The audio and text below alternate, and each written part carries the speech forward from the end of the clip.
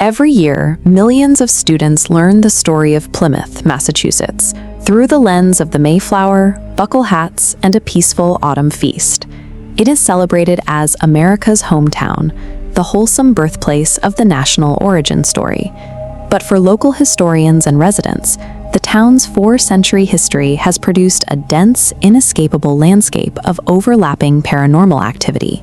This activity reached a threshold in 1734, when a court case involving the Captain Thomas Phillips house ended with a bizarre legal precedent. After tenants fled the property citing supernatural manifestations, it became the only legally recognized haunted house in Massachusetts. This raises a question about why one colonial town possesses such a heavy concentration of ghosts and macabre lore. These ghost stories function as the lingering evidence of the atrocities that the Thanksgiving myth was constructed to obscure. When the Pilgrims arrived in 1620, the land they chose for their settlement was actually Patuxet, a Native American village that had been decimated by a brutal wave of European plagues just years prior. The settlers built their homes amidst the unburied dead. Governor William Bradford documented finding skulls and bones lying above ground where the houses of the previous inhabitants had once stood. Within months, scurvy and exposure tore through the camp. Of the 102 original passengers, nearly half died during that first winter. Fearing that native scouts would realize how few of them remained, the survivors buried their dead secretly at night on Coles Hill. They smoothed the dirt flat and planted grain directly over the graves to hide their dwindling numbers. The desperation was absolute. To feign military strength, the healthy few even propped up corpses at the guard posts, hoping to project a force they no longer possessed. For centuries afterward, torrential storms would rip open the hillside and wash those hidden bones into the public streets. Today, many of those remains are gathered and sealed inside this sarcophagus overlooking the harbor.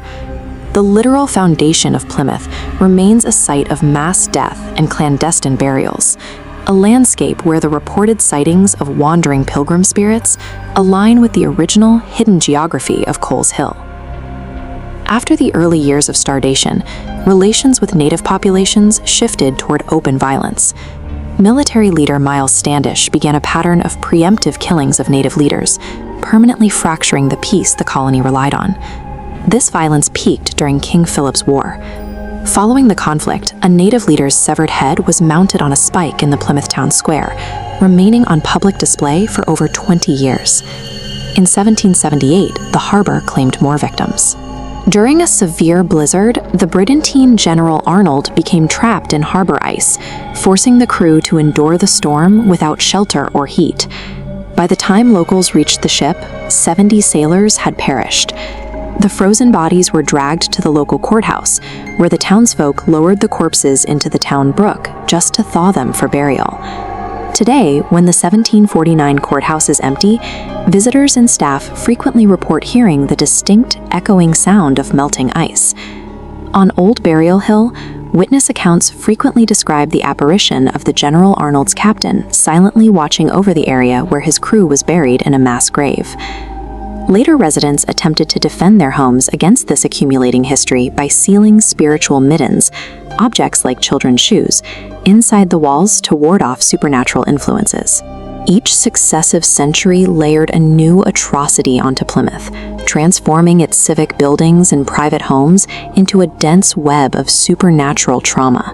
Plymouth remains a stratified site of human suffering, where 400 years of history have been packed into a few square miles of the New England coast.